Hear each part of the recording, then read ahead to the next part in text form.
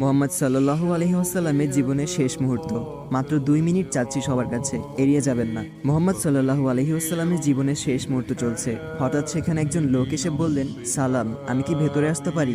ফাতেমা রাদিয়াল্লাহু তাআলা বললেন, দুঃখিত, আমার পিতা খুবই অসুস্থ। ফাতেমা রাদিয়াল্লাহু তাআলা দরজা বন্ধ করে রাসূলের কাছে গেলেন। মোহাম্মদ সাল্লাল্লাহু আলাইহি ওয়াসাল্লাম বললেন, কে সেই লোক? ফাতেমা বললেন, এই প্রথম আমি তাকে দেখেছি, আমি তাকে চিনি না। শোনো ফাতেমা, সে হচ্ছে আমাদের এই ছোট্ট জীবনের অবসানকারী ফেরেশতা আজরাইল। এটা শুনে ফাতিমার অবস্থা তখন ক্রন্দরত বোবার মতো হয়ে গিয়েছে। রাসূল সাল্লাল্লাহু আলাইহি ওয়াসাল্লাম বললেন, হে জিব্রাইল, আমার উম্মতের কি হবে? আমার উম্মতের নাজাতের কি হবে?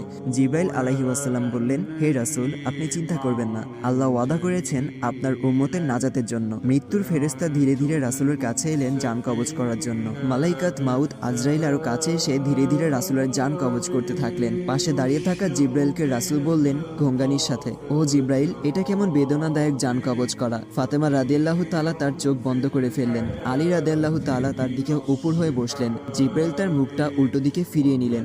রাসূল সাল্লাল্লাহু আলাইহি ওয়াসাল্লাম বললেন, হে জিব্রাইল, তুমি মুখটা উল্টো দিকে ঘোরালে কেন?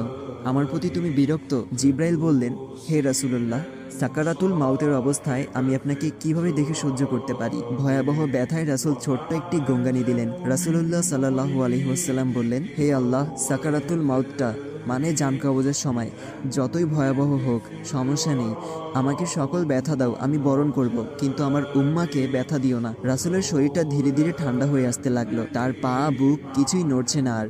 রাসূলের চোখের পানির সাথে তার ঠোঁটটা কম্পিত ছিল। তিনি কিছু বলবেন মনে হয়। আলী রাদিয়াল্লাহু তাআলা তার কানটা রাসূলের মুখের কাছে নিয়ে গেল। রাসূল বললেন, নামাজ কায়েম করো এবং তোমাদের মাঝে থাকা দুর্বলদের যত্ন নাও। রাসূলের ঘরের বাইরে চলছে কান্নার আওয়াজ। সাহাবীরা একজন আরেকজনকে জড়িয়ে ধরে উচ্চস্বরে কান্নারত। আলী রাদিয়াল্লাহু তাআলা আবার তার কানটা রাসূলের মুখের কাছে ধরলো।